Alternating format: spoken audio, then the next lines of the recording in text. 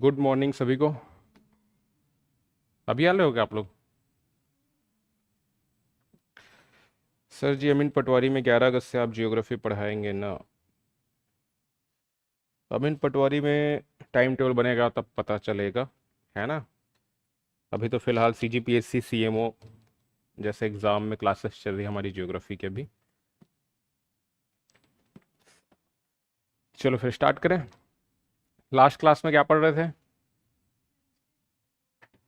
Last class में हमने अभी तक देखा था, बेसिकली अब आज की क्लास में देखना था खगोलीय अवस्थिति के बारे में। प्राकृतिक अवस्थिति भारत की कहाँ तक है ना, ये हमने देखा था लास्ट क्लास में।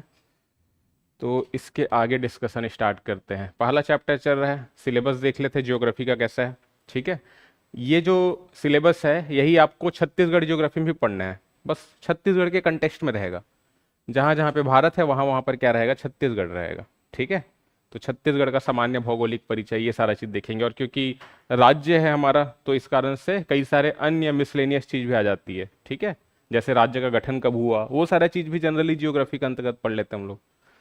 तो भारत का सामान्य भौगोलिक परिचय के अंतर्गत ये जो है हमारा मेन कंटेक्स्ट है। नामकरण देख लिया था हमने।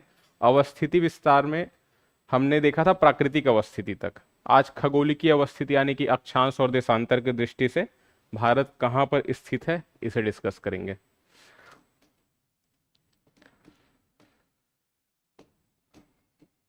तो प्राकृतिक अवस्थिति ये सारा चीज याद है आप लोग को? उत्तरी सीमा, दक्षिणी सीमा, पूर्व पश्चिम, याद है कि नहीं है? नहीं है याद? ऑनलाइन में याद है सभी को? तो देखो, खगोलिकी अवस्थिति यानी कि बात कर रहे हैं अक्षांश और देशांतर की दृष्टि से। ठीक है, किसी भी स्थान की एग्जैक्ट लोकेशन ज्ञात करने के लिए क्या किया गया है, ग्लोब में खींची गई है कुछ काल्पनिक रेखाएं। दो प्रकार की रेखाएं हैं, एक है अक्षांश और दूसरी है देशांतर। ये आप देख रहे हैं ना, इमेजिनरी लाइन खींचा गया है ग्लोब में। ठीक है, ये जो हॉरिजॉन्टल लाइन हम लोग देख रहे हैं, बेसिकली इस प्रकार की जो लाइन है ये वाली, इसे हम लोग इंग्लिश में कहते हैं लैटिट्यूड और हिंदी में कहते हैं अक्षांश।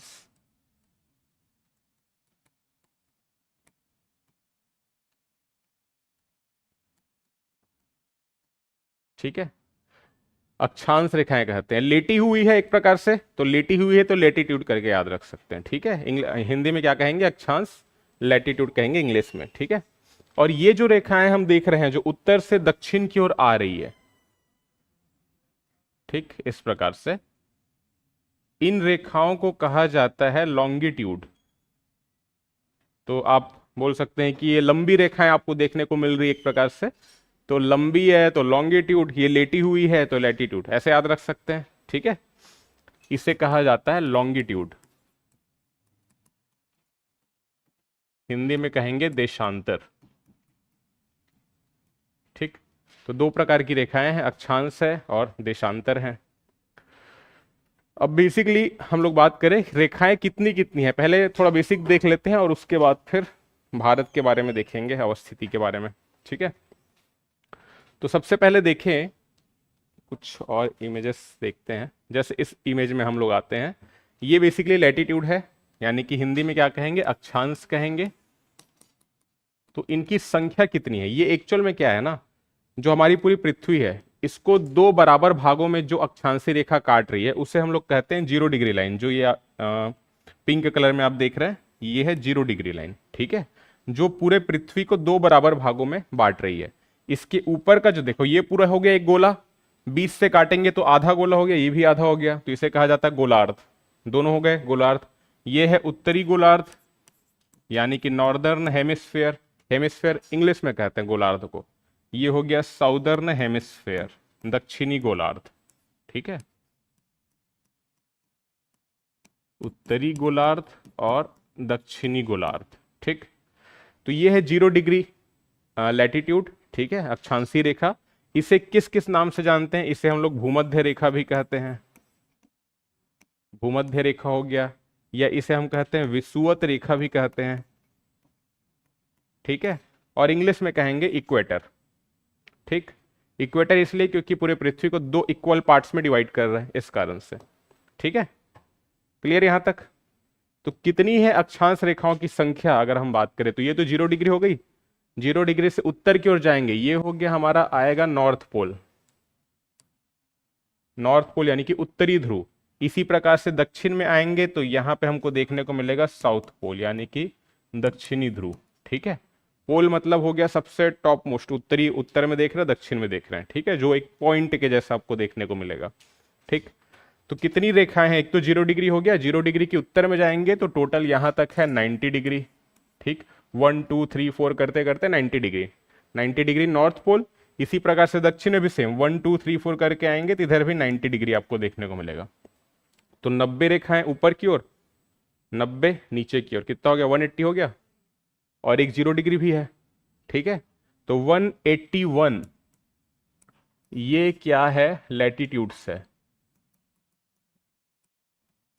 यानी कि अक्षांश है। ठीक, अब जो कंसेप्ट आपको ध्यान में रखना है, अगर पूछा जाए अक्षांश रेखाएं कितनी है, ठीक है, तो अक्षांश रेखाएं हैं 181 माइनस 2 करेंगे यानी कि 179। ये क्या है, अक्षांश रेखाएं हैं। अक्षांश अगर बोलेंगे, अक्षांश मतलब लैटिट्यूड्स कितने हैं 181, लेकिन रेखाओं की बात करेंगे तो 2 माइनस करेंगे। क्यों 2 माइनस कर रहे हैं, क्योंकि ये जो नॉर्थ पोल है ना और ये साउथ पोल है, ये एक्चुअल में रेखा नहीं है, एक पॉइंट है, बिंदु है। ठीक है, इस कारण से, और ये भी एक्चुअल में हम लोग जो देख रहे हैं ये रेखा ना हो कि अपने आप में एक सर्कल है, तो आप इसको अक्षांशी वृत्त भी कह सकते हैं। ठीक है, क्योंकि ये पूरा पृथ्वी को ऐसे गोल से डिवाइड कर रहा है ना, तो इस कारण से इसको वृत्त कहा जाता है। बट आमतौर पर आप बुक वगैरह देखेंगे तो रेखा शब्द का ज्यादा उपयोग आपको देखने को मिलता है। रेखा शब्द का जो उपयोग है ये लॉन्गिट्यूड के मामले में ज्यादा सही है, क्योंकि ये ना वृत्त नहीं है, ये एक्चुअल में नॉर्थ पोल से लेकर के साउथ पोल तक एक्चुअल में खींची गई है इस प्रकार से। ठीक, ये नॉर्थ पोल और साउथ पोल को मिलाने वाली रेखा है, लेकिन अक्षांश के मामले में ये मिला नहीं रही है, ये तो पूरा गोल से काट रही है पृथ्वी को। ठीक है, तो ये इसको आप बोल सकते हैं, रेखा भी बोल सकते हैं, या ज्यादा अप्रोप्रिएट टर्म रहेगा और रहेगा वृत्त यानी कि सर्कल। क्लियर यहां तक? अक्षांश रेखाएं, अक्षांश वृत्त कितने अगर बोलेंगे तो 179, और अगर पूछा जाएगा अक्षांश कितने टोटल तो 181। नॉर्थ पोल और साउथ पोल एक पॉइंट है। ठीक है, दो अक्षांश रेखाओं के मध्य जो दूरी है वो कितनी होती है अगर पूछा जाए तो ध्यान में रखना 111 किलोमीटर। दो अक्षांश रेखाओं के बीच की दूरी है 111, और ये सभी अक्षांश रेखाओं के मध्य आपको देखने को मिलेगी, इक्वल पार्ट्स है। ठीक है, यहां पे भी 111, यहां पे भी 111, इस प्रकार से। ठीक, ध्यान में रखना। हालांकि जब ध्रुव में चले जाएंगे, उत्तरी ध्रुव और दक्षिणी ध्रुव, तो क्योंकि हमारी पृथ्वी थोड़ी चपटी हुई है उत्तर और दक्षिण में, आप लोग सुने होंगे, पढ़े होंगे पहले, थोड़ी चपटी हुई है उत्तर और दक्षिण में ध्रुवों की ओर, है ना, तो यहाँ पे दो अक्षांश रेखाओं के बीच यानी कि नॉर्थ पोल और बोल सकते हैं 90 डिग्री और 79 डिग्री जो अक्षांश रेखा है, दोनों के बीच की दूरी थोड़ी ज्यादा मिलेगी क्योंकि चपटी हुई होने के कारण से, है ना। बाकी आपको वो तो खैर ज्यादातर बुक में आपको मिलेगा भी नहीं, थोड़ा कोर कंसेप्ट है, जो ध्यान में रखना है वो ये याद रखना है। 111 किलोमीटर दूरी है दो अक्षांश रेखाओं के बीच का, और दो अक्षांश रेखा के बीच का जो क्षेत्र है, जैसे ये एक अक्षांश रेखा हो गई, ये हो गई, इसके बीच के क्षेत्र को कहा जाता है जोन। ठीक है, हिंदी में इसे हम कहते हैं कटिबंध। ठीक, दो अक्षांश रेखाओं के बीच का जो एरिया है, क्षेत्र, उसे क्या कहते हैं, जोन कहते हैं। इंग्लिश में जोन कहते हैं, हिंदी में कहेंगे कटिबंध। ठीक है, तो ये तो बात होगी अक्षांश रेखाओं की। ठीक, इसी प्रकार से हम लोग देखते हैं कि देशांतर रेखाएं भी खींची गई हैं। अच्छा, ये जो अक्षांश रेखाएं हैं, ऐसा नहीं है एक अक्षांश रेखा के बीच में, ये तो डिग्री हो गई 90 डिग्री, फिर इसको फर्दर डिवाइड किया जाएगा मिनट में। ठीक है, फिर इमेजिनरी लाइन खींचा जाएगा, जैसे ये हो गया 0 डिग्री, ये हो गया 1 डिग्री, तो इसके बीच में फिर 60 आपको फिर रेखाएं देखने को मिलेंगी। ठीक है, छोटी छोटी, ये इमेजिनरी लाइन, इनको कहा जाता है मिनट। फिर हर मिनट के बीच में फिर से इमेजिनरी लाइन मिलेगा सेकंड वाला, तो 60 सेकंड की फिर इमेजिनरी लाइन मिलेगी।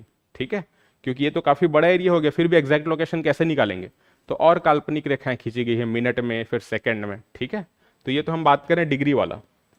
इसी प्रकार से लॉन्गिट्यूड देखेंगे तो ये बेसिकली नॉर्थ पोल और साउथ पोल को मिलाने वाली रेखा है। ठीक है, ये जो 0 डिग्री है ना, अक्षांश रेखा की बात करें, ये पृथ्वी को दो भाग में डिवाइड कर रही है ना, और यहाँ पे जो देशांतर रेखा है हम लोग देख रहे हैं, उत्तर से दक्षिण जो ध्रुव है उसको मिला रही है, इनकी जो टोटल संख्या है वो हम देखेंगे 360।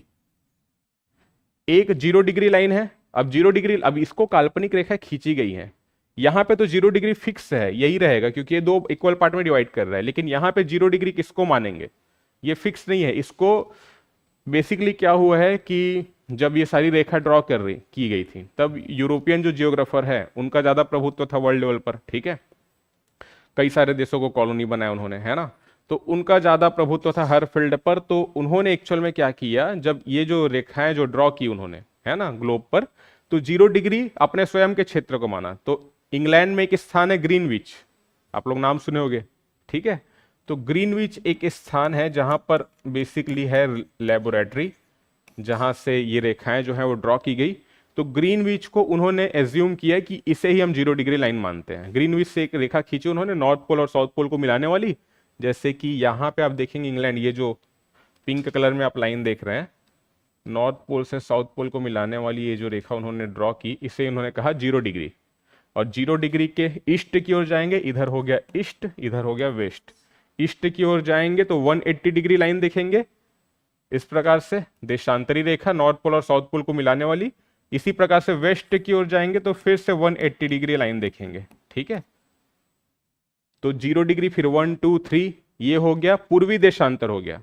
और 0 डिग्री के पीछे की ओर देखेंगे पश्चिम की ओर, तो फिर 1 2 3 4 ऐसा करके आएंगे। ये भी देशांतर है लेकिन पश्चिमी देशांतर बोलेंगे, ठीक है। 0 डिग्री के जस्ट पीछे की ओर जो देशांतरी रेखा है नॉर्थ पोल और साउथ पोल को मिलाने वाली, वो कौन सी है, 180 डिग्री। और 180 डिग्री पूर्वी देशांतर, 180 डिग्री पश्चिमी देशांतर, दोनों सेम है, ठीक है। तो 180 डिग्री इसको ईस्टर्न लॉन्गिट्यूड भी बोल सकते हैं या वेस्टर्न लॉन्गिट्यूड भी आप बोल सकते हैं, दोनों सेम है, ठीक। तो टोटल रेखाएं कितनी है, 360 है यहाँ पे, क्योंकि 179 इधर देखेंगे, 179 इधर, ठीक है। और एक हो गया 0 डिग्री, और 0 डिग्री के जस्ट पीछे 180 डिग्री। तो टोटल 360 देशांतर रेखाएं हैं। इतना समझ आया बेसिक। ये दो देशांतर रेखाओं के बीच की दूरी की बात करें तो इनके बीच की दूरी हर क्षेत्र में समान नहीं होगी। जैसे कि हम देख रहे थे दो अक्षांश रेखाओं के बीच की दूरी 111 किलोमीटर है, वो फिक्स है क्योंकि बराबर बराबर भागों में है ये, है ना। देशांतर रेखा में ऐसा क्यों नहीं है, क्योंकि देखो ध्रुव से ही निकल रहा है ना, तो जैसे जैसे ध्रुव की ओर जाएंगे वैसे वैसे दो देशांतर रेखाओं के बीच की दूरी कम होती जाएगी, ठीक है। और सबसे ज्यादा दूरी कहां पर मिलेगी, इक्वेटर में, क्योंकि यहीं पर सबसे वाइड रहेगा ये जो बीच की दूरी है। फिर जैसे जैसे ध्रुव की ओर जाएंगे कम होते जाएगा। तो भूमध्य रेखा में दो देशांतर रेखाओं के बीच की जो दूरी है वो है फिर अगेन 111 किलोमीटर, 111.13, ठीक है। तो दोनों में ही 111 है। अक्षांश के मामले में ऐसा है कि हर जगह 111 है, यहाँ पे केवल विषुवत रेखा में 111 है। ध्रुवों की ओर जाएंगे तो कम हो जाएगा, नॉर्थ पोल और साउथ पोल में तो 0 हो जाएगा टोटल, ठीक है। क्लियर यहां तक। और दो देशांतर रेखाओं का बीच का जो एरिया है, यहाँ पे अक्षांश के बीच के एरिया को जोन बोल रहे हैं, हिंदी में कहते हैं कटिबंध। यहाँ पे दो देशांतर रेखाओं के बीच का ये जो एरिया है इसे कहा जाता है गोर, ठीक है। गोर कहा जाता है दो देशांतर रेखाओं के बीच का जो क्षेत्र है या एरिया है उसे, ठीक। क्लियर है सभी को, समझ आ रहा है।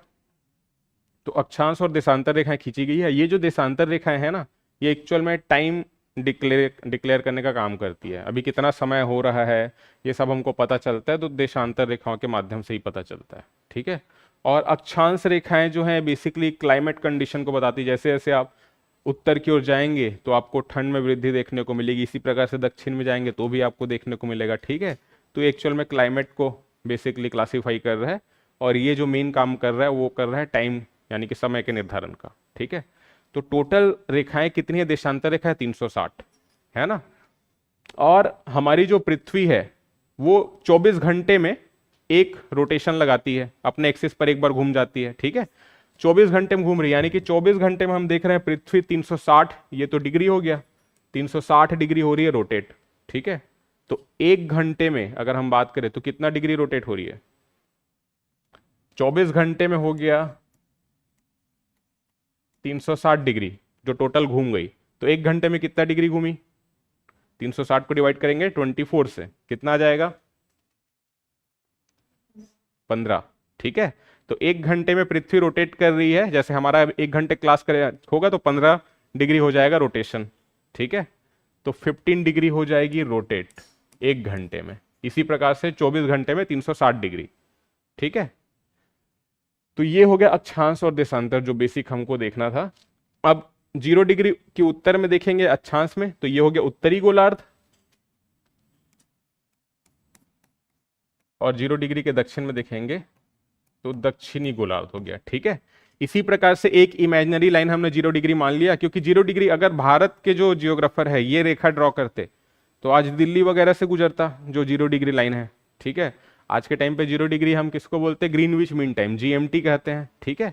ग्रीनविच मीन टाइम या हिंदी में कहेंगे माध्य समय, ठीक है। ग्रीनविच उस स्थान का नाम है इंग्लैंड में जहां से रेखा ड्रॉ की गई। मीन टाइम माध्य समय, यानी कि उसको माना गया 0 डिग्री मेन है वो। उसके पूर्व में जाएंगे तो पूर्वी देशांतर, पश्चिम में जाएंगे तो पश्चिमी देशांतर। अब भारत जो है उत्तरी गोलार्ध में है, एक तो है ना 0 डिग्री की उत्तर में है लैटिट्यूड की अगर बात करें तो, और देशांतर की बात करें तो पूर्वी गोलार्ध में है ना। तो देशांतर की अगर बात करें तो भाई ये तो अफ्रीका वाला मैप हमको देखने को मिल रहा है, इधर की और पूर्व की ओर साइड में जाएंगे तो भारत हमको देखने को मिलेगा, है ना। तो ये ध्यान में रखना है। तो उत्तरी गोलार्ध और देशांतर की दृष्टि से पूर्वी गोलार्ध, ठीक, याद रहेगा। तो कभी कभी पूछा जाता है भारत किस गोलार्ध में है, तो उत्तर पूर्वी गोलार्ध कहेंगे।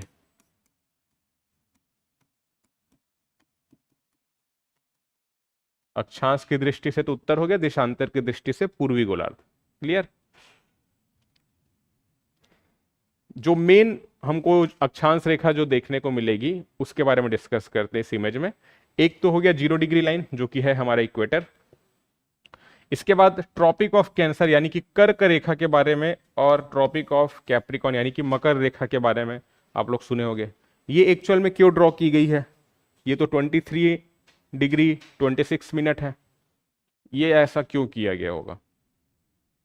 इसके पीछे जो रीजन है वो है हमारे पृथ्वी का बेसिकली रोटेशन और रिवॉल्यूशन, ठीक है। जो हमारी पृथ्वी जो परिक्रमा कर रही है, रिवॉल्व कर रही है सूर्य के चारों ओर, ठीक है। तो एक तो हमारी पृथ्वी पहली बात है थोड़ी झुकी हुई, अपने एक्सिस पर 23.5 डिग्री झुकी हुई है। तो 23.5 डिग्री लगभग झुकी हुई है ना पृथ्वी, और झुकी होते हुए परिक्रमा कर रही है ये। तो झुकी होने के कारण से ही क्या होता है, ये जैसे हम देख रहे हैं सूर्य के चारों ओर परिक्रमा कर रही है, और परिक्रमा कर रही तो गोलाकार पथ में नहीं कर रही, जैसे ये सूर्य है ना, तो पृथ्वी इस प्रकार से परिक्रमा कर रही है दीर्घ वृत्ताकार। यानी कि एक टाइम ऐसा आएगा जब बेसिकली अगर ये पृथ्वी है, ये हो गया सूर्य, एक टाइम ऐसा आएगा जब पृथ्वी जो है सूर्य के सबसे करीब रहेगी, और एक टाइम ऐसा आएगा जब पृथ्वी सूर्य के काफी दूर रहेगी। दीर्घ वृत्ताकार पथ में परिक्रमा कर रही है, अपने एक्सिस पर झुकी हुई है, इस प्रकार से होना था रोटेशन, बट एक्चुअल में झुकी हुई है, इस प्रकार से कर रही है परिक्रमा, ठीक है। ये तो एक्सिस में रोटेट कर रही है, साथ में सूर्य के चारों ओर परिक्रमा भी कर रही है। तो एक केस ऐसा आएगा दिसंबर में। दिसंबर में क्या केस आएगा, जैसे ये हमारी पृथ्वी इस प्रकार से झुकी हुई है ना, तो भूमध्य रेखा कुछ इस प्रकार से हो जाएगा, ठीक।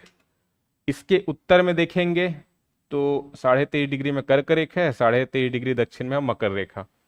तो एक टाइम ऐसा आएगा दिसंबर में जब सूर्य की जो लंबवत किरणें हैं, लंबवत यानी कि परपेंडिकुलर सीधी किरणें, तिरछी किरणें तो पृथ्वी में हर जगह आपको देखने को मिलेगी, लेकिन जो सीधी किरण जो आ रही है सूर्य से वो आपको देखने को मिलेगी मकर रेखा में, है ना। क्योंकि 23.5 डिग्री झुकी है, तो इसी झुकी होने के कारण 23.5 डिग्री उत्तर में कर्क रेखा है, 23.5 डिग्री दक्षिण में मकर रेखा है।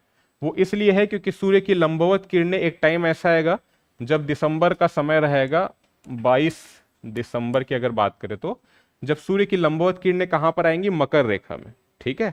फिर यही जब घूम कर फिर इधर की ओर आएगा इस प्रकार से, तो इस टाइम पे क्या होगा, सूर्य की जो लंबवत किरणें हैं वो आएंगी कर्क रेखा पर, ठीक है। ये समय रहेगा 21 जून का, ठीक है। जब भारत में, अब भारत बोले तो उत्तरी गोलार्ध में अगर हम बात करें तो 21 जून सबसे लंबा दिन है ना, हम कहते हैं ना। और दक्षिणी गोलार्ध में देखेंगे सबसे लंबा दिन आपको देखने को मिलेगा 22 दिसंबर। हमारे केस में जस्ट उल्टा हो जाएगा, 22 दिसंबर सबसे लंबी रात होगी हमारे लिए, ठीक है।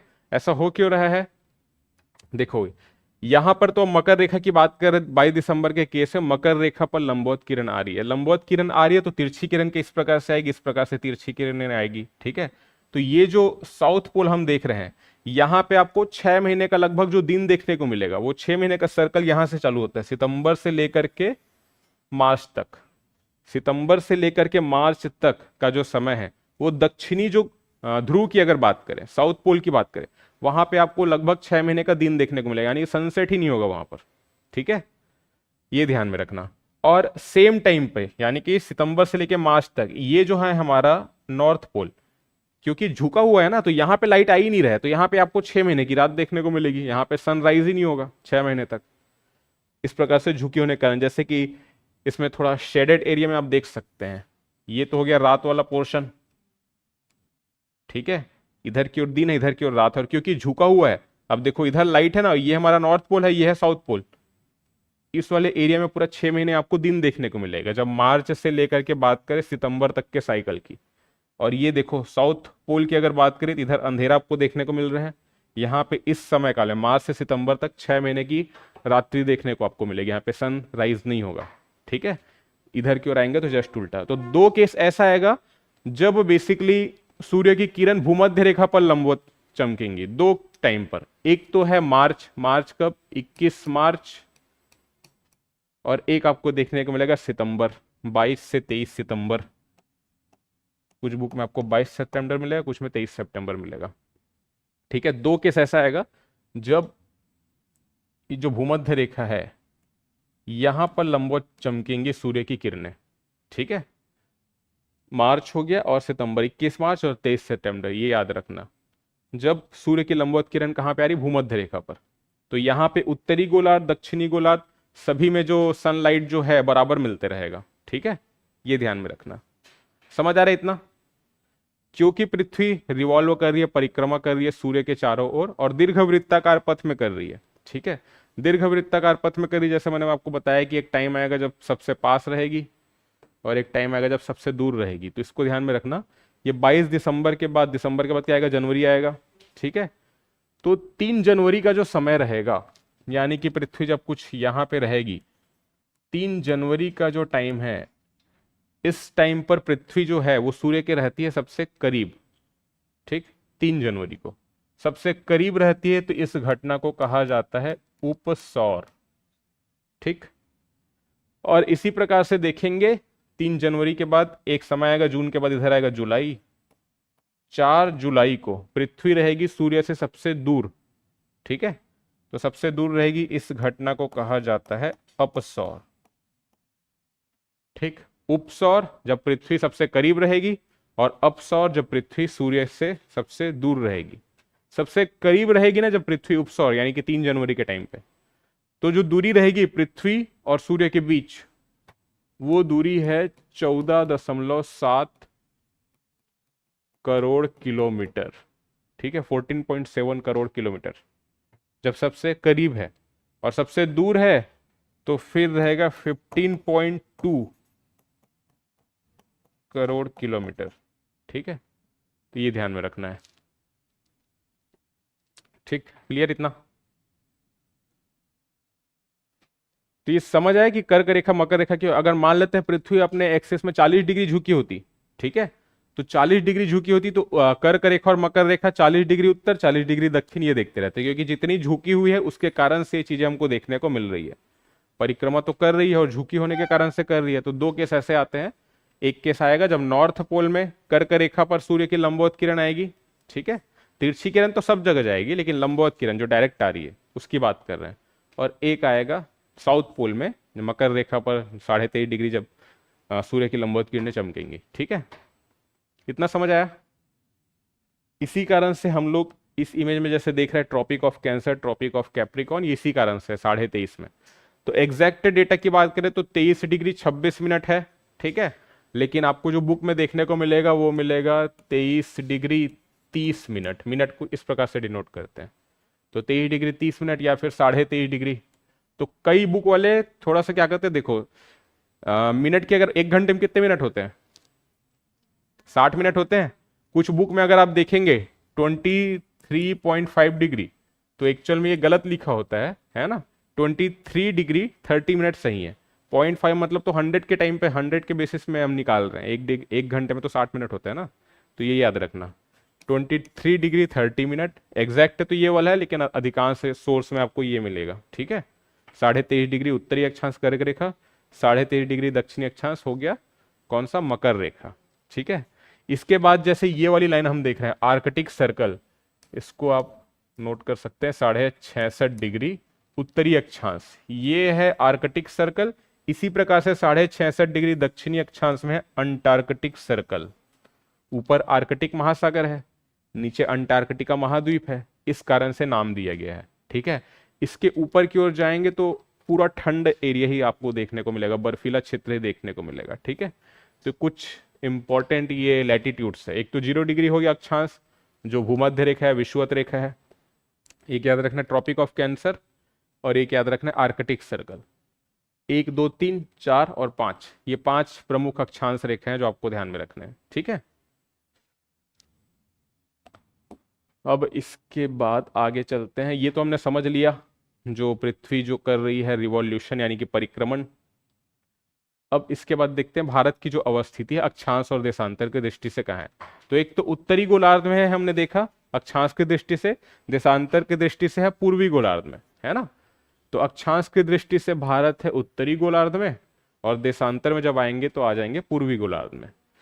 अब 0 डिग्री के जैसे उत्तर है, मैंने बताया 1 2 3 4 करके 90 डिग्री उत्तर तक है ना। और 2 डिग्री है जैसे कि 1 डिग्री और 2 डिग्री के बीच में फिर आपको इमेजिनरी लाइन देखने को मिलेगा, तो 60 आपको मिनट वाले लाइन देखने को मिलेंगे। फिर 2 मिनट लाइन के बीच में फिर 60 सेकेंड वाले लाइन देखने को मिलेंगे, 1 2 3 4 करके, ठीक है। तो भारत अगर हम बात करें, एक तो भारत का मेन लैंड भी है ये वाला, और प्लस बात करें द्वीप समूह की बात करेंगे तो अंडमान निकोबार आ जाएगा, लक्षद्वीप आ जाएगा, ठीक है। पूरे भारत की बात करेंगे तो इसको भी काउंट करेंगे, है ना। तो संपूर्ण भारत की अगर बात करें जिसमें द्वीपों को कर रहे हैं इंक्लूड, यानी कि अंडमान निकोबार लक्षद्वीप को भी शामिल कर रहे हैं, तब भारत का जो अक्षांशी विस्तार है, यानी कि अक्षांशी विस्तार बोलने का मतलब उत्तर दक्षिण विस्तार की बात कर रहे हैं, है ना, लैटिट्यूड की बात कर रहे हैं, वो कितना है। तो ये ध्यान में रखना 6 डिग्री 4 5 क्या है, मिनट है, ठीक है। वहां से लेकर 37 डिग्री 6 मिनट तक, और ये दोनों क्या रहेगा, उत्तरी अक्षांश रहेगा। जब एग्जामिनर आपको प्रश्न पूछेगा तो एक ऑप्शन वहां पे 100% ये रहेगा 6 डिग्री 4 5 मिनट दक्षिणी अक्षांश से 37 डिग्री 6 मिनट उत्तरी अक्षांश, वो हो जाएगा गलत, क्योंकि 6 डिग्री 4 5 मिनट दक्षिणी अक्षांश करेंगे ना, तो ये जैसे हमारा ग्लोब है ये हो गई भूमध्य रेखा, तो 1 1 2 3 4 करके 6 डिग्री कुछ इधर आएगा, है ना। 6 डिग्री 4 5 मिनट दक्षिणी अक्षांश ये वाला होने वाला है, ये हो जाएगा साउदर्न लैटिट्यूड। जबकि भारत की अवस्थिति कुछ इस प्रकार से है, यहां से है ना, इधर से थोड़ी ना, यहाँ पास से, तो इसलिए ध्यान में रखना है ये 0 डिग्री की उत्तर में जाएंगे तो उत्तरी गोलार्ध है, तो उत्तरी अक्षांश रेखा हमको देखने को मिलेगी, ठीक है। तो यहाँ पे लोग फंस जाते हैं अक्सर, हड़बड़ी में हो जाता है गड़बड़ी एग्जाम में, है ना। तो दक्षिणी अक्षांश, क्योंकि हम लोग भारत के कंटेक्स्ट में देखेंगे दक्षिण है, ये उत्तर है, इस कारण से दक्षिण उत्तर ऐसा कर जाते हैं कभी कभी, तो इसको ध्यान में रखना, ठीक है। तो 6 डिग्री 4 5 मिनट उत्तरी अक्षांश ये कहां से गुजर रही है, ये एक्चुअल में ग्रेट निकोबार से गुजर रही है, ठीक। अंडमान निकोबार द्वीप समूह में अगर जाएंगे तो ग्रेट निकोबार कुछ यहाँ पे देखने को मिलेगा, तो यहां से जो इमेजिनरी लाइन जो गुजर रही है वो है 6 डिग्री 4 5 मिनट उत्तरी अक्षांश, है ना। और उसके बाद आएंगे तो ये जो मेन लैंड आएगा ना, मुख्य भूमि की अगर बात करें सबसे दक्षिणी छोर जो देखेंगे वो देखेंगे 8 डिग्री 4 मिनट नॉर्दर्न लैटिट्यूड, यानी कि उत्तरी अक्षांश, ये अगर मुख्य भूमि की बात करें तो। और ये अगर मुख्य भूमि प्लस द्वीप संपूर्ण भारत की बात करें तो आएगा 6 डिग्री 4 5 मिनट उत्तरी अक्षांश। मुख्य भूमि में आएंगे तो 6 के बाद 7 आएगा, फिर 8 आएगा, तो 8 डिग्री 4 मिनट उत्तरी अक्षांश, ठीक है। और सबसे उत्तर में जाएंगे तो यहां पे जो आपको पॉइंट देखने को मिलेगा ये है 37 डिग्री 6 मिनट उत्तरी अक्षांश रेखा, यहां से गुजर रही है, ठीक, क्लियर है। तो मुख्य भूमि का अक्षांशी विस्तार देखेंगे तो 8 डिग्री 4 मिनट ये गुजरेगा, जो सबसे मुख्य भूमि का सबसे जो दक्षिणी छोर है, कौन सा नाम है उसका बताओ, कल की क्लास में देखे थे ना। नहीं, मुख्य भूमि का केप कमोरिन, ठीक है। और संपूर्ण भारत में देखेंगे तो ग्रेट निकोबार में इंदिरा कॉल, यानी कि इंदिरा पॉइंट, ठीक है। इंदिरा पॉइंट बोले, पार्सन पॉइंट बोले या पिग्मेलियन पॉइंट, ये जो पॉइंट से जो इमेजिनरी लाइन गुजर रही है अक्षांश रेखा, वो कितनी है? 6 डिग्री 4-5 मिनट। ठीक है, यहां से जो गुजर रही है वो इंदिरा पॉइंट से गुजर रही है। फिर केप कमोरिन से जो लाइन गुजर रही है वो है 8 डिग्री 4 मिनट वाली। ठीक, और ऊपर में चले जाएंगे तो इंदिरा कॉल है ना, तो 37 डिग्री 6 मिनट। ठीक, क्लियर? तो ये तो होगी अक्षांश रेखाएं, और सभी उत्तरी अक्षांश रेखाएं, है ना। दक्षिणी अक्षांश इसमें कुछ नहीं, क्योंकि पृथ्वी जो भारत है वो खुद 0 डिग्री इक्वेटर के उत्तर में है, तो सारा उत्तर है। ये भी उत्तरी अक्षांश 8 डिग्री 4 मिनट, ये भी उत्तरी अक्षांश है 37 डिग्री 6 मिनट। ठीक है, अब देखते हैं देशांतर की दृष्टि से भारत है पूर्वी गोलार्ध में, तो पूर्वी गोलार्ध यानी कि पूरा जो हम देखेंगे देशांतर भारत के कैसे पूर्वी देशांतर देखेंगे। सबसे पश्चिमी बिंदु जो भारत का है, जो गुजरात में हम देखे थे गौरा मोती या गुहार मोती जिसका नाम है ना, यहां से जो रेखा गुजर रही है, प्लस अरुणाचल प्रदेश का जो कीबिथु है, यहां से जो रेखा गुजर रही है। देशांतर रेखा की अगर हम लोग बात करेंगे तो 68 डिग्री 7 मिनट देखेंगे पूर्वी देशांतर, जो यहां से गुजर रही है, यानी कि गौरा मोती या गुहार मोती से। 68 डिग्री 7 मिनट ये ईस्टर्न लॉन्गिट्यूड है, पूर्वी देशांतर। अगेन इसको एग्जामिनर क्या देगा? पश्चिमी देशांतर से पूर्वी देशांतर करेगा एक ऑप्शन में, तो वहां पे फंसना नहीं है। भारत के कंटेक्स्ट में देख रहे थे पश्चिमी है, ये पूर्व है, लेकिन देशांतर में हम देख रहे हैं कि भारत जो है कहां पर है? पूर्वी गोलार्ध में है, तो इस कारण से पूर्वी देशांतर 68 डिग्री 7 मिनट पूर्वी देशांतर से 97 डिग्री 25 मिनट देखेंगे। ठीक है, 27 डिग्री 25 मिनट ईस्टर्न लॉन्गिट्यूड, पूर्वी देशांतर। ठीक है, ये कहां से गुजरेगा? कीबिथु से, अरुणाचल प्रदेश में। तो ये ध्यान में रखना है, 68 डिग्री 7 मिनट पूर्वी देशांतर से 97 डिग्री 25 मिनट पूर्वी देशांतर। ये पहले याद था कि नहीं था किसी को? नहीं था क्या पहले? इसको ध्यान में रखना है, ये बेसिक है। वैसे छत्तीसगढ़ के केस में ही पढ़ोगे, आप पढ़ चुके होगे शायद। नहीं पढ़े हो? ज्योग्राफी स्टार्ट नहीं हुआ है तो ज्योग्राफी में पढ़ोगे जब स्टार्ट होगा, तो सेम ऐसे ही पढ़ेंगे। भारत के बीच में छत्तीसगढ़ आ जाएगा इधर, छत्तीसगढ़ में भी देशांतर की अगर बात करेंगे तो पूर्वी देशांतर ही देखेंगे, अक्षांश में देखेंगे तो फिर उत्तरी अक्षांश देखेंगे, है ना। तो ये ध्यान में रखना, ये है अक्षांशीय और देशांतरीय विस्तार, याद रहेगा। अक्षांशी की बात करेंगे तो दक्षिण में 2 पॉइंट याद रखना है, 6 डिग्री 4-5 मिनट और फिर 8 डिग्री 4 मिनट, है ना। और उत्तर में फिर एक ही है 37 डिग्री 6 मिनट। कैसा है? उत्तरी अक्षांश है। ठीक है, देशांतर बोले तो 68 डिग्री 7 मिनट पूर्वी देशांतर से 97 डिग्री 25 मिनट पूर्वी देशांतर, याद रहेगा। ये उत्तर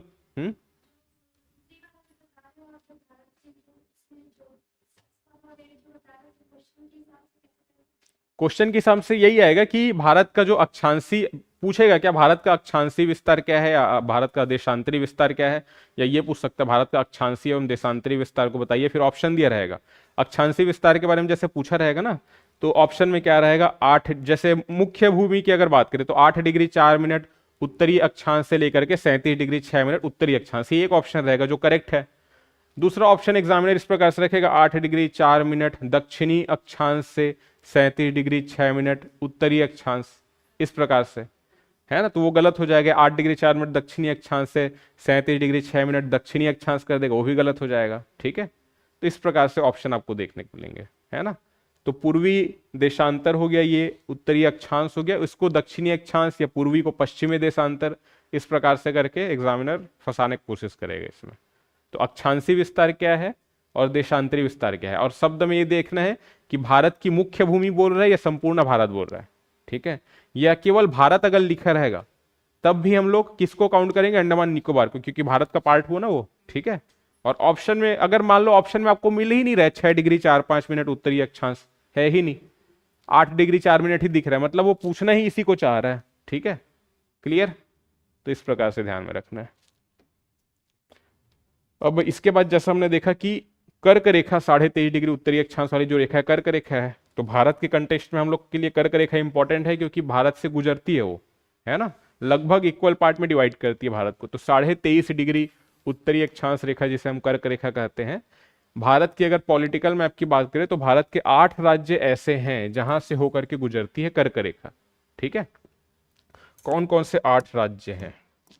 देखो, सबसे पहले तो ये गुजरेगी गुजरात से, तो एक तो याद रखना है गुजरात,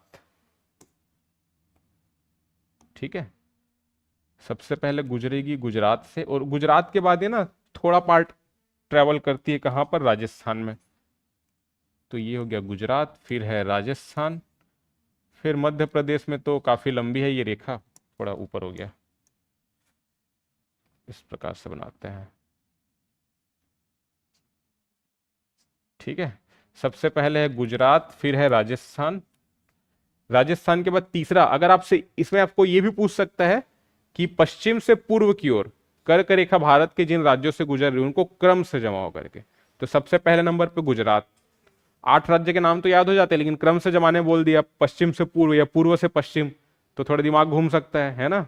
तो क्रम से देखेंगे तो सबसे पहले गुजरात, फिर राजस्थान, उसके बाद मध्य प्रदेश, ठीक है 3 हो गया, फिर चौथे में आ जाएगा छत्तीसगढ़, पांचवें में कौन सा है, झारखंड, छठवें में है वेस्ट बंगाल, पश्चिम बंगाल, ठीक है, फिर सातवां और आठवां बताओ, त्रिपुरा, और तो त्रिपुरा हो गया, और हो गया मिजोरम। ठीक है, इस प्रकार के प्रश्न अभी भी आते हैं, ये आसान टॉपिक है लेकिन प्रश्न आते हैं यहाँ से। ठीक है, त्रिपुरा है, मिजोरम है, एक ऑप्शन दिया रहेगा मणिपुर भी दिया रहेगा, किन राज्यों से गुजरती है, तो मणिपुर दिया रहता ऑप्शन है, मिजोरम के ऊपर है मणिपुर। अब जो लोगों को नहीं पता रहता कई बार मणिपुर मिजोरम कंफ्यूज हो जाते हैं ना ऊपर नीचे, ठीक है, इस कारण से। हाँ, आया था क्वेश्चन किसमें, कौन सा क्वेश्चन आया था, गुजरती करके, नहीं गुजरती था ना, वो देता ही है क्योंकि मिजोरम मणिपुर कंफ्यूज करने के लिए है ना। तो सबसे पहले है गुजरात, फिर ये हो गया राजस्थान, ठीक है, मध्य प्रदेश देखेंगे तीसरे में, छत्तीसगढ़ चौथे में, झारखंड हो गया, पश्चिम बंगाल, त्रिपुरा है ये हो गया मिजोरम, ये जो हम देख रहे हैं उसके ऊपर वो है मणिपुर। मणिपुर के ऊपर कौन सा राज्य है ये वाला बताओ, मणिपुर के ऊपर नागालैंड, नागालैंड के ऊपर अरुणाचल प्रदेश, ठीक है, ये तो हो गया असम, और ये है मेघालय। दिक्कत किसमें होता है, मणिपुर मिजोरम, ये वाला है मणिपुर, इसको ध्यान में रखना है ना, ये है मणिपुर, और फिर है नीचे मिजोरम, ठीक है, ये है त्रिपुरा। त्रिपुरा की जो बाउंड्री की अगर बात करें तो एक ओर से कनेक्ट है मिजोरम से, इधर कनेक्ट है असम से, बाकी 3 ओर से इधर देखेंगे तो बांग्लादेश से घिरा हुआ है। तो त्रिपुरा जो तीनों ओर से बांग्लादेश से घिरा हुआ इस जो रेखा है उसको कहते हैं जीरो लाइन कहते हैं। ठीक है, त्रिपुरा जो तीनों ओर से घिरा हुआ है ना बांग्लादेश से, इस प्रकार से ये पूरा घिरा हुआ है, तो इसे कहता है जीरो लाइन कहा जाता है, त्रिपुरा और बांग्लादेश के बीच का जो लाइन है उसको। ठीक, तो ये 8 राज्य याद रहेंगे, क्रम से याद रखना। इसी को अगर पूछेगा पूर्व से पश्चिम तो पहले कौन सा आ जाएगा, मिजोरम, फिर त्रिपुरा, फिर पश्चिम बंगाल, फिर झारखंड, छत्तीसगढ़, मध्य प्रदेश, राजस्थान, गुजरात। ठीक है, ऐसे याद रखना क्रम से अगर पूछा तो। इसी प्रकार से देखेंगे मानक समय रेखा, जैसे मैंने बताया कि देशांतर रेखाएं हैं वो समय निर्धारित करने का काम करती है। 360 देशांतर रेखाएं हैं, 24 घंटे में पूरा घूम जाती है, तो 1 घंटे में घूम रही है 15 डिग्री। ठीक है, इसी प्रकार से अगर हम लोग बात करें तो 1 मिनट में अगर फिर से डिवाइड करेंगे तो 1 मिनट में 4 डिग्री रोटेट करती है पृथ्वी। ठीक है, 1 घंटे में 15 डिग्री हो गया है ना। तो जो मानक समय रेखा है भारत के केस में अगर हम लोग बात करें तो भारत को बीच से मतलब 2 इक्वल पार्ट में डिवाइड करते हुए जो देशांतरी रेखा है जो कि है 82.5 डिग्री, 82.5 डिग्री कैसा, पूर्वी देशांतर, क्योंकि भारत पूर्वी गोलार्ध में है ना। ठीक है, तो 82.5 डिग्री जो पूर्वी देशांतरी रेखा है वो लगभग 2 पार्ट में डिवाइड कर रही है भारत को बीच से, और वो रेखा आपको कुछ इस प्रकार से नजर आएंगी। ये उत्तर प्रदेश, छत्तीसगढ़, फिर हो गया उड़ीसा, ठीक है, मध्य प्रदेश छूट गया यार, एक और आएगा यहाँ पे, देखो 5 राज्यों से होकर के गुजरती है। कर्क रेखा की बात करें तो 8 राज्यों से होकर के गुजर रही है। मानक समय रेखा, मानक समय रेखा मतलब वहीं से टाइम एक्चुअल में कैलकुलेट कर रहे हैं, बोलने का मतलब है जैसे कर्क रेखा की बात कर रहे हैं ये तो बेसिकली क्लाइमेटिक कंडीशन को दिखा रहा है ना। और सूर्य यहीं तक लंबवत चमकता है, इसके ऊपर लंबवत किरणें नहीं आती, सूर्य की तिरछी किरण जाएगी, ठीक है। लेकिन मानक समय रेखा हमने माना है एक्चुअल में, है ना, जो बेसिकली भारत को दो भागों में इक्वली डिवाइड कर रहा है। कुछ बड़े देश आपको ऐसे देखने को मिलेंगे जैसे रशिया है, अमेरिका है, जहां पर 8-8, 9-9 मानक समय रेखाएं आपको देखने को मिलेगी, क्योंकि वो काफी ज्यादा बड़ा है करके, है ना। यहाँ पे जो मानक समय रेखा है वो आपको बुक में देखने को मिलेगा, उत्तर प्रदेश के नैनी से होकर के गुजरती है। कुछ बुक में आपको मिलेगा उत्तर प्रदेश के मिर्जापुर से होकर के गुजरती है, ठीक है। तो 82.5 डिग्री जो लाइन, जैसे मीन ग्रीनविच मीन टाइम है, जैसे 0 डिग्री इंग्लैंड से जो निकला है, इंग्लैंड में भी ग्रीनविच लेबोरेटरी है वहां से, तो 82.5 डिग्री जो पूर्वी देशांतर रेखा है वो भारत को दो इक्वल पार्ट में डिवाइड कर रही है ना। 68 डिग्री 7 मिनट से 97 डिग्री 25 मिनट, तो 82.5 डिग्री जो मानक समय रेखा है पूर्वी देशांतर, उसको हमने मानक समय रेखा माना भारत के लिए। और वहां पर जो एक्चुअल में टाइम होता है उसी टाइम को ऑल ओवर इंडिया में माना जाता है, ठीक। तो ये एक्चुअल में गुजरती है, आपको जो ध्यान में रखना है, अलग अलग मिलेगा, नैनी मिर्जापुर, तो नैनी याद रख सकते हैं, इलाहाबाद से जो निकलती है, जिसे हम प्रयागराज के नाम से भी जानते हैं, 5 राज्यों से होकर के गुजर रही है, ठीक है। एक तो हो गया उत्तर प्रदेश, फिर देखेंगे मध्य प्रदेश, फिर देखेंगे छत्तीसगढ़, फिर आ जाएगा उड़ीसा, और फिर है आंध्र प्रदेश, ठीक है। तो इसको कुछ इस प्रकार से ड्रॉ कर सकते हैं, उत्तर प्रदेश, फिर थोड़ा पार्ट आएगा मध्य प्रदेश में, फिर आएगा छत्तीसगढ़, उड़ीसा और आंध्र प्रदेश। तो कर्क रेखा और ये हो गई हमारी मानक समय रेखा 82.5 डिग्री पूर्वी देशांतर, ये दोनों एक दूसरे को काट रही है। कहां पर काट रही है? छत्तीसगढ़ में काट रही है। कौन से जिले में? कोरिया जिले में, ये प्रश्न भी आया हुआ है, ठीक है। तो छत्तीसगढ़ में भी देखेंगे तो कोरिया जिले में एक दूसरे को काट रही है, कर्क रेखा और हो गई मानक समय रेखा। तो उत्तर प्रदेश ध्यान में रखना है, फिर है मध्य प्रदेश, फिर छत्तीसगढ़, उड़ीसा हो गया, और है आंध्र प्रदेश। ये टोटल 5 राज्य है जहां से होकर के गुजर रही है मानक समय रेखा, ठीक है। सबसे पहले सनराइज कहां पर होगा भारत में? अरुणाचल प्रदेश में, क्योंकि पृथ्वी घूम रही है पश्चिम से पूर्व की ओर ऐसे, तो सबसे पहले सनराइज, इधर सन है तो सबसे पहले यहां आएगा, फिर ये घूम के पीछे की ओर जाएगा तो फिर गुजरात में आएगा, तो सबसे लास्ट में जो सनराइज होता है गुजरात में, ठीक है। दोनों क्षेत्र में सनराइज में डिफरेंस कितने घंटे का है? 2 घंटे का डिफरेंस है, ठीक है। हाँ, यहां पे 2 घंटे पहले, फॉर एग्जाम्पल मान लेते हैं कि यहां पे 4 बजे सनराइज हो रहा है, तो यहां पे सनराइज होगा 6 बजे, क्योंकि ये घूम जाएगा जब इधर की ओर ना, तो सनराइज इधर आएगा पहले, मतलब बाद में फिर इधर आएगा, गुजरात में सबसे लास्ट में होगा इंडिया के केस में, ठीक है। तो ये ध्यान में रखना, 2 घंटे का अंतर है। और हम लोग जो टाइम कैलकुलेट कर रहे हैं वो इस रेखा में, ये जो हमारा माध्य समय रेखा है 82.5 डिग्री, यहां पर जो टाइम है उसको कैलकुलेट कर रहे हैं, इसी को मान रहे हैं, ठीक है। लेकिन जो लोकल टाइम है वो अलग अलग होता है। लोकल टाइम बोलने का मतलब सूर्य की लंबवत किरणें, जैसे 12 बजा है ना, हमारे यहाँ 12 बजा तो सूर्य की लंबवत किरणें आएगी, तो 12 बजे सूर्य की लंबवत किरणें यहीं पर आएंगी। बट 12 तो ओवरऑल भारत में हर जगह बजा है, टाइम हुआ है करके हम कंसीडर कर रहे हैं, बट हर जगह सूर्य की लंबवत किरणें 12 बजे नहीं आएंगी, केवल यहीं पर आएंगी भारत के केस में अगर देखेंगे तो, ठीक है। तो ये ध्यान में रखना है।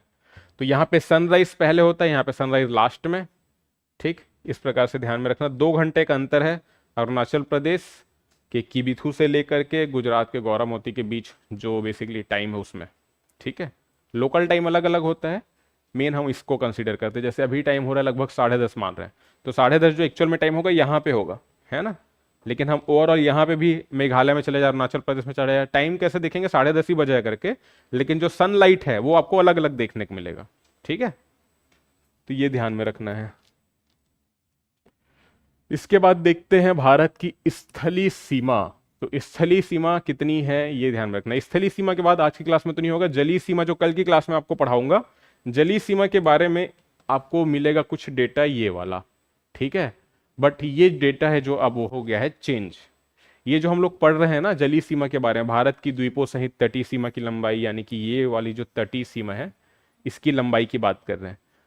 अभी पुराने बुक्स वगैरह आप देखोगे तो आपको ये डेटा मिलेगा 7516.6 किलोमीटर, ये है भारत की जलीय सीमा की लंबाई। ये एक्चुअल में हो गया है चेंज। ये जो डेटा है ये एक्चुअल में 1970 का है। 1970 में जब सैटेलाइट के माध्यम से तटीय रेखा की लंबाई मापी गई तो ये डेटा मिला। अब ये डेटा हो गया है पुराना।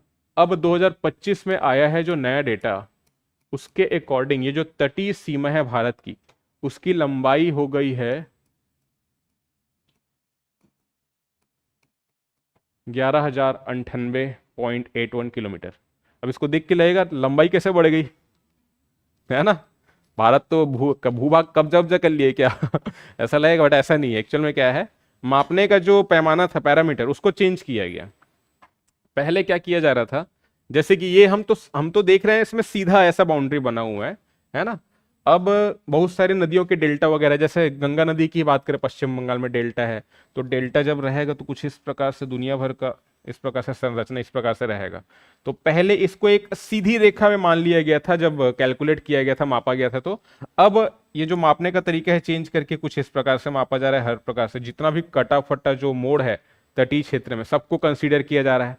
तो इस कारण से मापने का जो पैरामीटर है वो चेंज हुआ है करके, है तो क्षेत्र अपने पास उतना ही, लेकिन अब जो डेटा बढ़ के आ गया है 11,098.81 किलोमीटर। आपको ये याद रखना 11,098, ठीक है। इसके बारे में कल की क्लास में बताऊंगा कौन कौन से राज्य है। जैसे इसमें हम लोग देखेंगे ये जो पूरा डेटा है राज्य वाइज, कितना कितना तटीय क्षेत्र है किलोमीटर वाइज में, तो ये अब हो गया पूरा चेंज, क्योंकि 7516.6 से बढ़ गया। आपको डेटा एकदम एग्जैक्ट याद नहीं रखना, मैं टॉप 5 आपको बताऊंगा। जैसे इसको भी मैं तो ये तो आपको नोट्स में मिल जाता, बाकी जो याद करने का है वो टॉप 5 ही याद करेंगे राज्य क्रम में, या केंद्र शासित प्रदेश की बात करेंगे, ठीक है। तो ये अब डेटा, अब इसको याद नहीं करेंगे, क्रम बस बताऊंगा मैं, और जो अपडेट हुआ है जो डेटा है उसको बताऊंगा। जैसे ये 1214 किलोमीटर गुजरात, राज्य की दृष्टि से बात करें तो गुजरात अभी भी भारत का सबसे लंबी तटीय सीमा वाला राज्य है, लेकिन अब डेटा चेंज हो गया। पहले 1214 था, अब ये बढ़ करके 2340 हो गया है, 2340 किलोमीटर, ठीक है। एरिया उतना ही है, कैलकुलेट करने का जो तरीका है उसको बदला गया है, क्योंकि बहुत सारी नदियां वगैरह है, डेल्टा जो बनाती है, एस्चुरी बनाती है, जो कटे फटे भाग है, उनको भी अब काउंट किया गया इस कारण से, ठीक है। तो इसको तो मैं कल की क्लास से बताऊंगा। और सबसे लंबी तटीय सीमा अगर बात करेंगे राज्य प्लस केंद्र शासित प्रदेश दोनों को मिला देंगे तो अंडमान निकोबार पहले भी था, अभी भी है, अभी भी है, क्योंकि इसका भी बढ़ा है ना 1962 जो है ना, ये एक्चुअल में हो गया है 3083 किलोमीटर, ठीक है। तो अगर राज्य केंद्र शासित प्रदेश दोनों को काउंट करेंगे तो अंडमान निकोबार आइलैंड सबसे ज्यादा लंबी तटीय सीमा वाला यूनियन टेरिटरी है, और केवल राज्य की बात करेंगे तो गुजरात, ठीक है। केवल एक ही ऐसा बोल सकते हैं केंद्र शासित प्रदेश है, या राज्य बोले, केंद्र शासित प्रदेश प्लस राज्य अगर दोनों ऐसा पूछा जाएगा तो जिसका कम हुआ है एक्चुअल में, ठीक है, कम भी हुआ है। किसका कम हुआ है? पौंडीचेरी का। ये जो 47.60 देख रहे हैं अभी वर्तमान में, जो मतलब जो पहले था, वो अब कम होके हो गया है 42.65 किलोमीटर। तो इसी का कम हुआ है, बाकी सबका बढ़ा ही है, ठीक है। मापने का जो तरीका, जो पैरामीटर हमने चेंज किया उसके अकॉर्डिंग, ठीक है। सर ऑनलाइन को पूछते नहीं हो समझ आया कि नहीं, बताओ भाई समझ आया कि नहीं आया है। दिव्या नेताम, और क्या चीज समझ में नहीं आया? आप लोग को समझ आया सब? हाँ, कुछ डाउट है तो पूछा करो भैया, है ना ठीक है। ये जियोग्राफी मजा आ रहा है कि पॉलिटी मजा आ रहा था? दोनों मजा आ रहा है। जियोग्राफी में क्या रहता है, मैप के माध्यम से पढ़ते ना तो इंटरेस्ट बना रहता है थोड़ा, ठीक है। जैसे अभी हम लोग जब आगे जाएंगे नदी पहाड़ पढ़ेंगे, उसमें ज़्यादा इंटरेस्ट आएगा, है ना। जियोग्राफी मतलब वही आता है ना दिमाग में पहले, ठीक है। तो उसको पढ़ेंगे तो बहुत और डिटेल से पढ़ेंगे। तो इसको तो मैं कल की क्लास में पढ़ाऊंगा। अभी हम लोग देख लेते हैं स्थलीय सीमा को। तो स्थलीय सीमा की बात कर रहे हैं, यानी कि इस वाले मैप में अगर हम लोग देखें तो ये तो हो गया हमारा भारत। स्थलीय सीमा मतलब भारत की सीमा कौन कौन से पड़ोसी देशों से होती है साझा। कितने टोटल पड़ोसी देश हैं अगर बात करें तो 7 पड़ोसी देश है ना। प्लस हम लोग ये भी देखेंगे कि कौन कौन से राज्य क्या केंद्र शासित प्रदेश है जो स्थलीय सीमा बना रहे हैं। तो सबसे पहले देश की बात कर लेते हैं, कौन कौन से देशों के साथ भारत की सीमा जो है लगती है। यहां से अगर हम लोग देखें, इधर से पाकिस्तान आएगा पूरा, फिर इस प्रकार से घूमकर इधर बांग्लादेश तक, ठीक है। भारत की जो स्थलीय सीमा है 7 देशों के साथ लगती है, 7 देशों के साथ भारत अपनी बाउंड्री शेयर करता है। टोटल जो लंबाई है स्थलीय सीमा की वो है 15,106.7 किलोमीटर। ये चेंज नहीं हुआ है, ये उतना ही है, जलीय सीमा वाला बस चेंज हुआ है, ठीक है। तो 15,106.7 किलोमीटर ये स्थलीय सीमा की है लंबाई। 7 देशों के साथ स्थलीय सीमा लग रही है। सबसे ज्यादा लंबी बाउंड्री शेयर करता है भारत, वो है बांग्लादेश के साथ, ठीक है। कितना है? 4,096.7 किलोमीटर, ठीक, 4,096.7। अब मैप में देखेंगे तो बांग्लादेश आपको देख के लगेगा नहीं, आपको लगेगा या तो चाइना के साथ होगा या तो पाकिस्तान के साथ होगा। बट जो रेखा है काफी टेढ़ी मेढ़ी है ना। इसको एक सीधा लाइन में करेंगे तो फिर बहुत लंबा हो जाएगा, सीधा खींचेंगे तो ये टेढ़ी मेढ़ी जो रेखा है ना पूरा, इस कारण से हमको मैप में तो समझ में नहीं आता है, लेकिन भारत की बांग्लादेश का सबसे लंबी सीमा है। ठीक है, 7 देशों में अगर बात करें तो क्रम आपको ध्यान में रखना है, और ये डेटा भी आपको याद रखना है, वो पूछा जाता है एग्जाम में। 7 ही देश है तो डेटा आपको याद रखना है। 15,106.7 टोटल हो गया। सबसे ज्यादा लंबी सीमा बांग्लादेश के साथ 4,096.7। ठीक है, ये 0.7, ये 0.7, बाकी में सब एग्जैक्ट है, पॉइंट नहीं मिलेगा फिर। ठीक है, सेकेंड नंबर पे चीन है 3488, 3488। ठीक है, पाकिस्तान के साथ 33, मतलब इसको 4 टाइम्स 3 याद रख सकते हैं, बस यहाँ पे 2 रखना है। ठीक है, तो 3323 किलोमीटर किसके साथ बाउंड्री है? पाकिस्तान। तो क्रम कैसे रहेगा? बांग्लादेश, फिर चीन 3488, फिर 3323 पाकिस्तान के साथ, फिर चौथा हम देखेंगे नेपाल 1751। ठीक है, तो मैप में याद रखना है, सबसे पहले हो गया बांग्लादेश, फिर इधर हो गया चाइना सेकेंड में 3488, फिर पाकिस्तान, ये हो गया 3323 किलोमीटर। ठीक है, इसको ध्यान में रखना है, 4096.7 किलोमीटर। इसके बाद नेपाल के साथ देखेंगे जो बाउंड्री हमारी 1751 किलोमीटर। ठीक है, और फिर नेपाल के बाद आएगा 5वें नंबर पे, ये हो गया चौथा। 5वें नंबर पे हम देखेंगे म्यांमार, ये जो सीमा लगती है, कितनी है इसकी लंबाई? इसकी लंबाई है 1643। ठीक है, 1643 किलोमीटर। नेपाल के म्यांमार के बाद आ जाएंगे 6वें नंबर पर भूटान, इसकी जो लंबाई है 699 किलोमीटर। ठीक है, और 7 देशों के साथ लग रही, तो 7वां देश कौन सा है? अफगानिस्तान। यहां पे हमको देखने को मिलेगा 106 किलोमीटर। ठीक है, ये 7 देश है जिनके साथ भारत की सीमा होती है साझा। ठीक, तो 1643 म्यांमार, भूटान के साथ 699 और अफगानिस्तान के साथ 106 किलोमीटर। ये अफगानिस्तान वाला जो एरिया है वो एक्चुअल में हमारे कंट्रोल में है नहीं, है ना। पाकिस्तान ऑक्यूपाइड कश्मीर में आता है, ये गिलगिट बाल्टिस्तान जो क्षेत्र है। ठीक है, इस रेखा को बोलते हैं डूरंड रेखा। ये सुने हो नाम? डूरंड रेखा कहा जाता है। कौन सी रेखा को? भारत और अफगानिस्तान के बीच की जो रेखा है। मार्टिमर डूरंड थे, ब्रिटिश बेसिकली थे, जो उन्होंने 1896 में इस जो रेखा है उसको ड्रॉ किया। ठीक है, भारत और अफगानिस्तान के बीच ये रेखा ड्रॉ की गई थी, और 1896 की बात करें उस टाइम पे भारत के अंतर्गत जो पाकिस्तान है वो भी आता था। ठीक है, तो ये जो रेखा ड्रॉ की गई थी भारत और अफगानिस्तान के बीच थी, तो यानी कि इस प्रकार से रेखा ड्रॉ की गई थी, ये वाली। तो ये पूरा को कहा जाता है डूरंड रेखा। अब ये तो बन गया पाकिस्तान 1947 में, फिर तो हमारे पास बचा केवल इतना ही एरिया। तो भारत अफगानिस्तान के बीच ये वाला जो लाइन है डूरंड रेखा 106 किलोमीटर।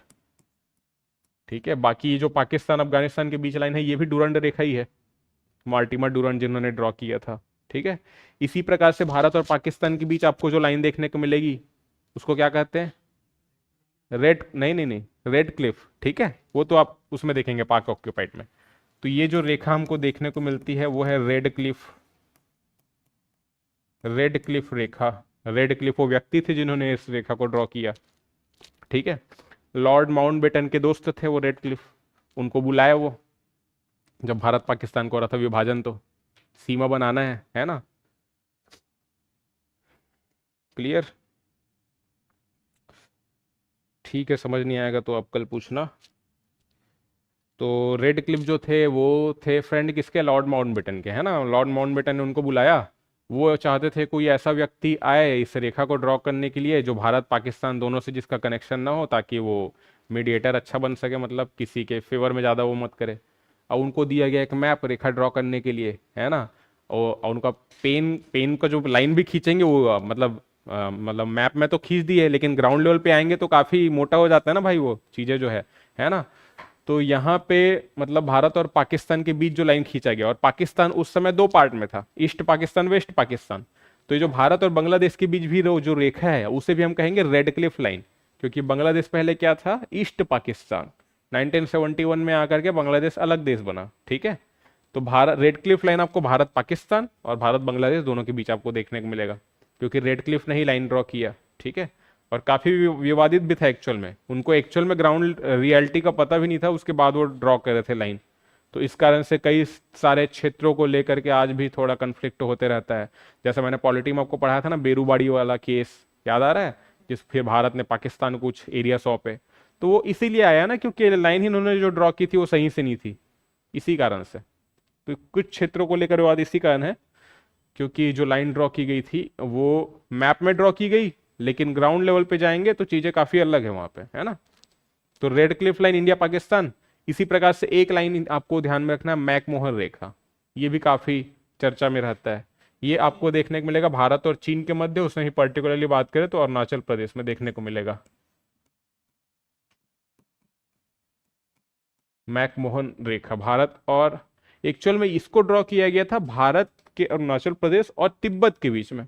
अब तिब्बत पर 1950 में कब्जा कर लिया चाइना ने, क्योंकि तिब्बत को अपना पार्ट मार रहे थे। तिब्बत पे कब्जा हो गया तो अब ये रेखा किसके बीच होगी, भारत और किसके बीच, चाइना के बीच।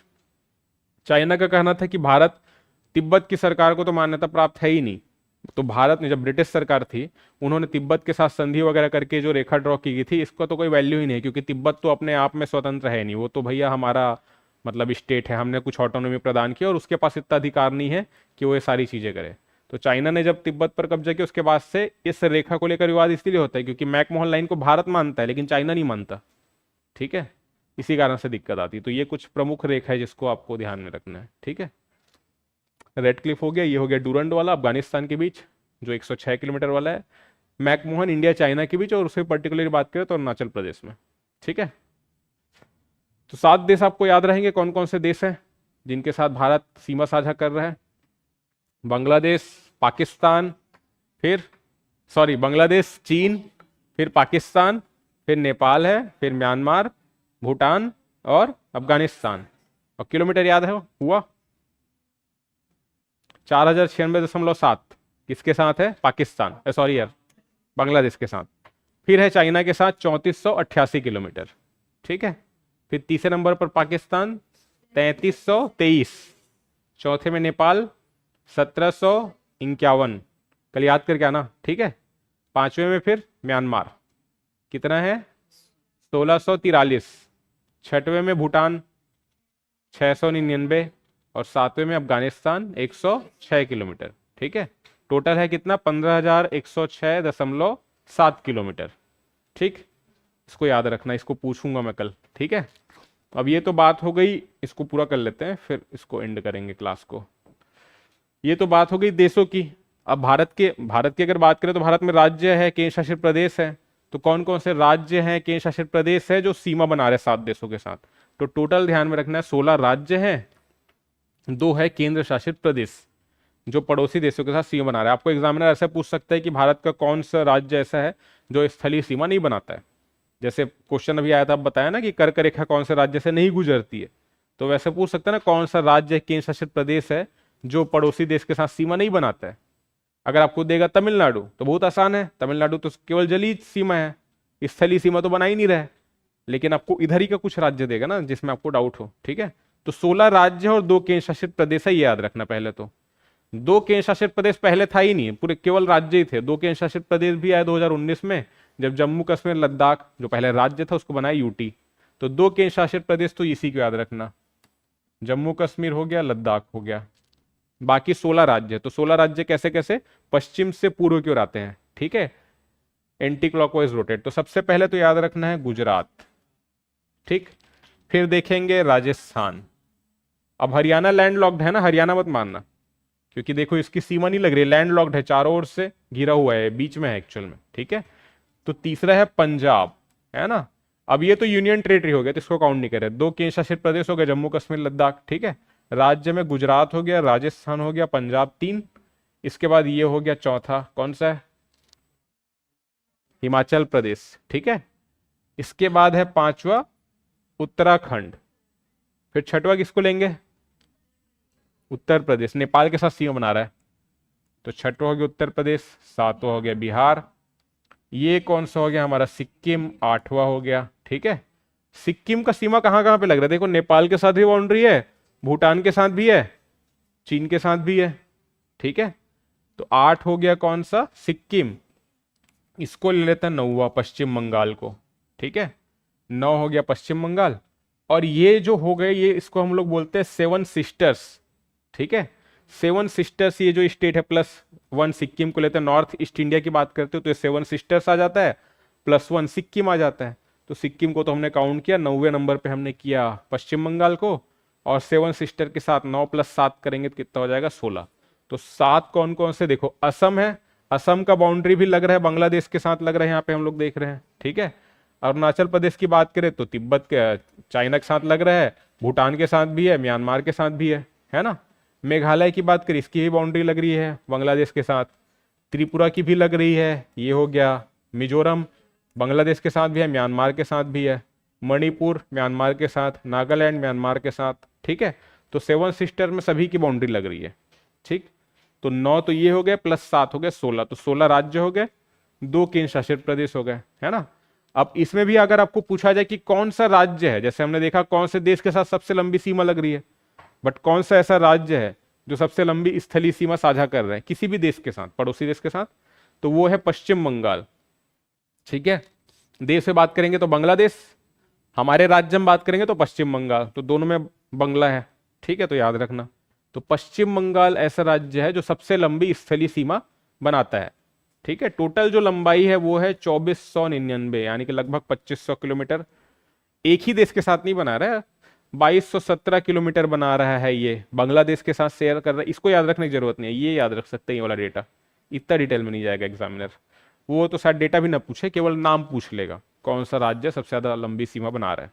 ठीक है, 2217 बनाता है बांग्लादेश के साथ, उसके बाद 183 किलोमीटर की सीमा यहां पर देखेंगे भूटान के साथ, और फिर 99 किलोमीटर है नेपाल के साथ। तो टोटल बाउंड्री बनाएंगे तो 2499 किलोमीटर पश्चिम बंगाल की सीमा है, बांग्लादेश नेपाल भूटान टोटल करेंगे तो। ठीक है, याद रखना। और सबसे कम की बात करेंगे तो वो आपको मिलेगा लद्दाख, जो पूरा 106 किलोमीटर, भारत और अफगानिस्तान के बीच जो है सीमा, वो अकेले लद्दाख का है। अब वो भी इंडिया कंट्रोल में है नहीं, पाक ऑक्यूपाइड कश्मीर वाला है। ठीक है, तो ये ध्यान में रखना। क्लियर, यहां तक समझ आया पूरा? तो इतना चीज आपको याद करके आना है कल। इसके आगे जो मैं पढ़ाऊंगा कल की क्लास में, इसको समाप्त करेंगे इस चैप्टर को, जलीय सीमा के बारे में देखेंगे, पुराना डेटा नया डेटा दोनों को बताऊंगा, ताकि एग्जामिनर पूछेगा तो वहां से बन जाए आपसे, है ना। और फिर इसके आगे फिर ये जो पश्चिमी तटीय मैदान है, पूर्वी तटीय मैदान है, इन सबको डिस्कस करते हुए चलेंगे। ठीक, तो इसको कल की क्लास में समाप्त करेंगे। आज जो पढ़े समझ आया पूरा? ठीक है, तो कल की क्लास में अगर ये पूरा हो जाता है तो पीडीएफ आपको लोग को कल मिल जाएगा, अपलोड करा दूंगा मैं। ठीक, ठीक है, फिर पूछूंगा ना, पहले याद करके आना सब। ठीक है, थैंक यू।